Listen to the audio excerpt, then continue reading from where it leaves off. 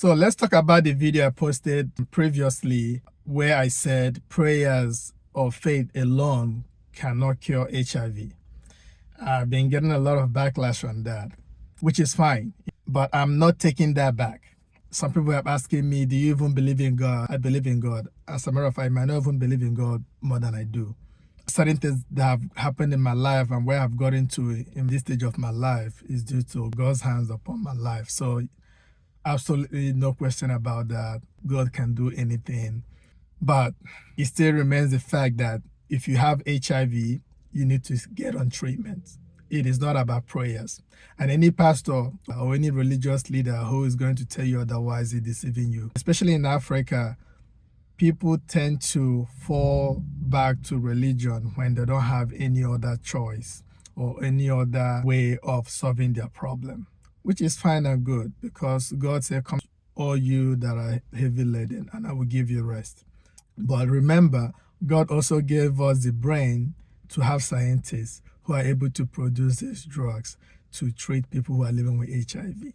So when you're diagnosed with HIV and you decide that you're not going to take medication, you're just doing the service to your life. And like I said earlier, you're going to meet God sooner than later. And it's not a curse. This is just the reality of HIV world.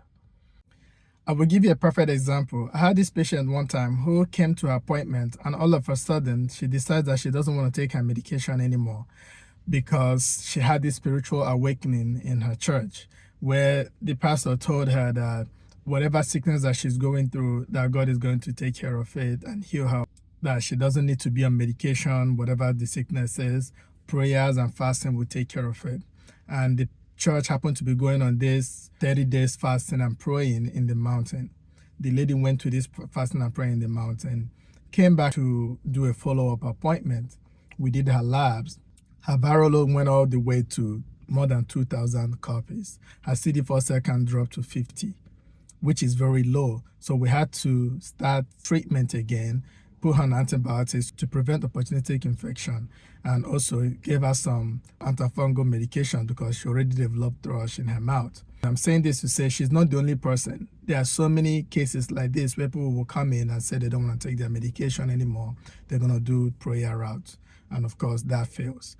I'm not saying that prayer doesn't work. You have to get me right. But I'm saying when it comes to HIV treatment, you have to take your medication. It's not about prayer. And I repeat it, if you've seen somebody who said the prayer took away their HIV test, let them show me their before and after results, both the HIV test and the viral load test, and we can talk.